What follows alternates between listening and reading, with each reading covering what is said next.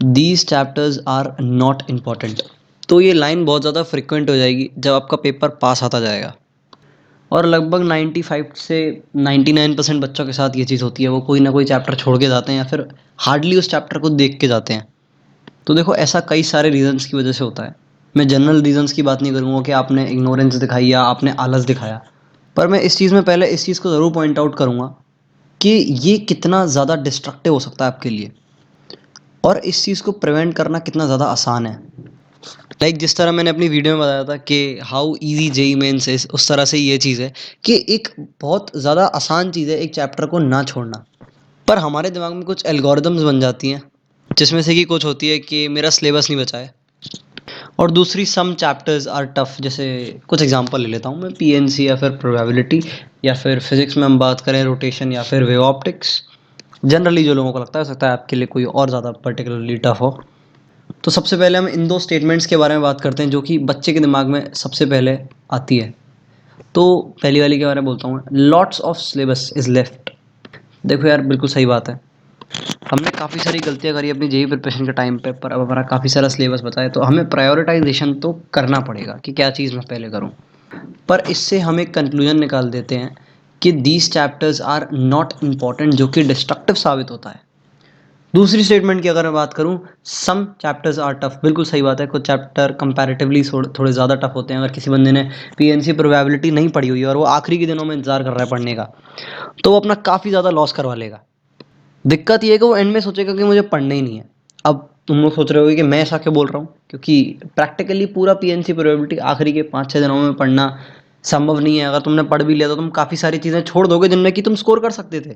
तो मैं ऐसा क्यों बोल रहा हूँ कि पीएनसी प्रोबेबिलिटी को करो, या फिर मैं ऐसा क्यों बोल रहा हूँ कि कोई चैप्टर नहीं छोड़ना है, इस चीज़ को हम जानेंगे इस वीडियो में।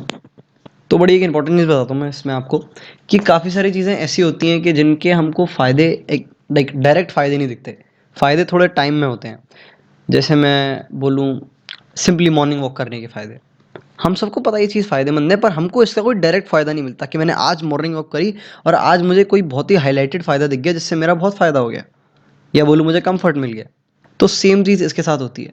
आपको पता है कोई चैप्टर नहीं छोड़ना है, आपको शुरू से ये बात पता है, पर इस बात का नुकसान कितना है कि अगर आपने वो चैप्टर छोड़ दिया तो आपको कितना घाटा होगा। ये चीज़, इस चीज़ का आपको पूरी तरह से फील नहीं होता, इसीलिए आप चीज़ों को इग्नोर करते चले जाते हो। और कमाल की बात ये है कि जो मैं ट्रिक बताने वाला हूँ, जो मैं रीजनिंग देने वाला हूँ, ट्रिक तो नहीं बोलूँगा मैं, वो ज़्यादातर जेईई एस्पिरेंट्स को नहीं पता है, पर जो इस वीडियो को देख रहे हैं उन्हें पता है। तो उनके लिए ये चीज़ ज़्यादा इंपॉर्टेंट हो जाएगी, और वो जनरल जेईई एस्पिरेंट से थोड़ी एज ले पाएंगे। क्योंकि ज़्यादातर खेल इसमें तुम्हारे परसेप्शन का होता है, तुम्हारी आइडियोलॉजीज़ क्या होती है जो तुमने बना रखी हैं। क्योंकि तुम्हारे पास कोई प्रॉपरली गाइड करने वाला नहीं होता, तो तुम खुद की कुछ एल्गोरिदम्स बना लेते हो और ये मान लेते हो कि मैं सही सोच रहा हूँ, और यहीं से सारी दिक्कत शुरू होती है। तो क्या मैं ये बोल रहा हूँ कि आप जो सोच रहे हो आप मानो कि वो गलत है? नहीं, हो भी सकता है वो सही हो, पर इसका मतलब ये नहीं है कि मैं और किसी की स्टेटमेंट नहीं सुनूंगा, या फिर मैं अपनी स्टेटमेंट में ही कन्फाइंड रह जाऊंगा जो मैंने सोचा है कि मैं ऐसे चलूँगा। ज़्यादातर मैं एक बड़ी इंपॉर्टेंट चीज़ बताता हूँ कि ज़्यादातर टीचर्स कहते हैं कि हमसे ही पढ़ो और किसी से मत पढ़ना, वरना तुम्हारा सब खराब हो जाएगा। क्योंकि कोई टीचर किसी तरह से पढ़ाता है, कोई टीचर किसी तरह से पढ़ाता है। अरे इस बात से क्या मतलब है कौन सा टीचर कैसे पढ़ा रहा है? पढ़ा तो वो फिजिक्स ही रहा है ना। मुझे तो फिजिक्स समझ नहीं है, कैसे समझा रहा है कोई, वो उस पर डिपेंड करता है। तो इस बात से कोई फ़र्क नहीं पड़ता आप किस टीचर से पढ़ रहे हो, फिजिक्स फिजिक्स ही रहेगी। हो सकता है किसी टीचर का समझाने का तरीका बेटर हो, पर चीज़ तो वही पढ़ा रहा है ना। तो किसी एक पर्टिकुलर टीचर में या फिर अपने आप में कन्फाइंड नहीं रहना चाहिए, हर तरफ सीख करना चाहिए बेस्ट क्या है। तो काफ़ी लोगों को लग रहा हो कि ये बंदा टॉपिक से हट के क्यों बात कर रहा है। नहीं नहीं, मैं टॉपिक पे ही बात कर रहा हूँ। तो जो मैंने बात बोली उसका इंटेंट ये है कि ये तो सिर्फ एक बात है, these chapters are not important, आप आखिरी टाइम में सोच लेते हो और छोड़ देते हो। ऐसी काफ़ी सारी चीज़ें जो कि आप सोच के बैठे हुए हो और वो आपको नुकसान कर रही हैं, ठीक है। तो lots of syllabus is left, बिल्कुल सही बात है। सम चैप्टर्स आर टफ, बिल्कुल सही बात है। तो गलत क्या है, मैं बताता हूँ गलत क्या है। तो मान लो तुमने कुछ चैप्टर्स छोड़ दिए, मेरा चैप्टर्स के रैंडम नाम ले लेते हैं।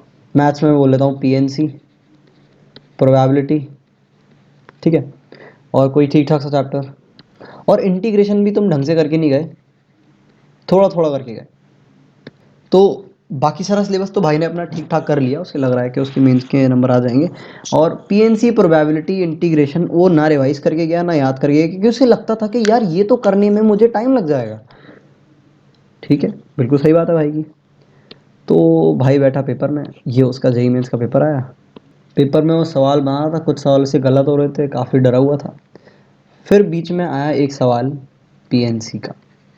ठीक है भाई, जेईई मेंस का पेपर था और सवाल था कि find rank of a word प्रथम। तो भाई ने सोचा यार पेपर में बैठे बैठे कि यार ये तो आसान सवाल लग रहा है पीएनसी का, थोड़ी थोड़ी मैंने रैंक सीखी हुई थी, सर ने क्लास में कैसे निकलवाई थी, पर मुझे एग्जैक्ट याद नहीं आ रही। तो वो 2 मिनट सोचेगा और 2 मिनट वेस्ट करके आगे बढ़ जाएगा। मैं उम्मीद करता हूँ काफ़ी सारे लोग समझ गए होंगे कि मैं एक्चुअली में कहना क्या चाह रहा था। कि यार अगर तुम पीएनसी स्टार्ट कर रहे हो तो तुम्हें क्या लगता है तुम्हें कितनी देर लगेगी ये जानने में कि एक वर्ड की रैंक कैसे निकाली जाती है।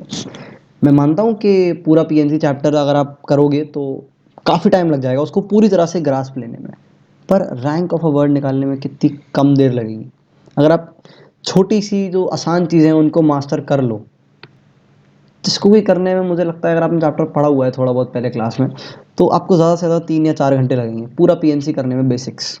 एटलीस्ट आपके जेईई मेंस में सवाल के सॉल्व होने की प्रोबेबिलिटी ड्रास्टिकली बढ़ जाएगी।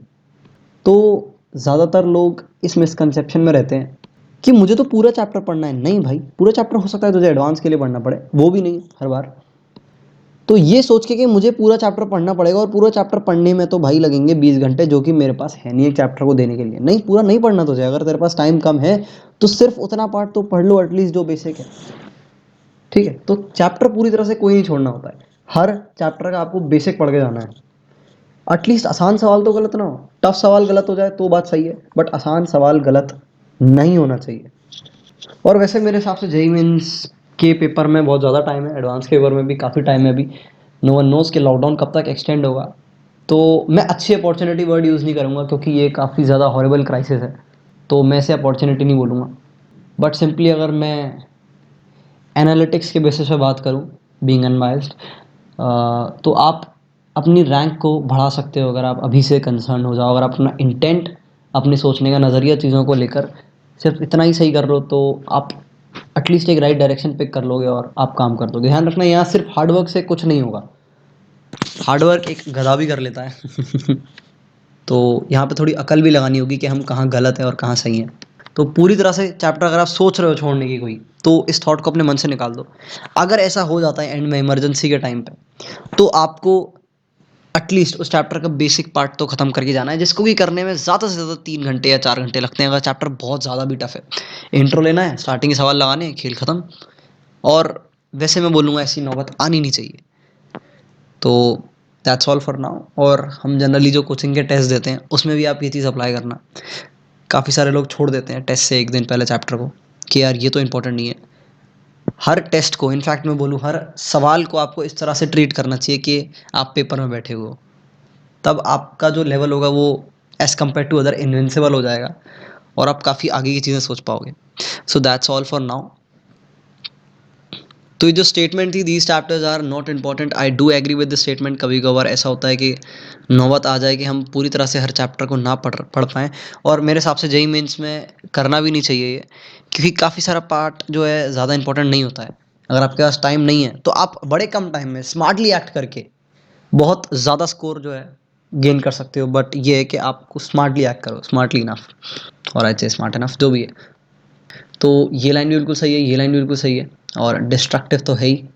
डिस्ट्रक्टिव इसलिए क्योंकि ये चीज़ बहुत इजीली प्रिवेंट की जा सकती है, पर फिर भी प्रिवेंट नहीं हो रही। इजीली प्रिवेंट से मेरा मतलब आसान चैप्टर तो कर ही सकते हो यार। सो that's all for now guys, good luck, चाहिए में सारे सारे आग लगाओ।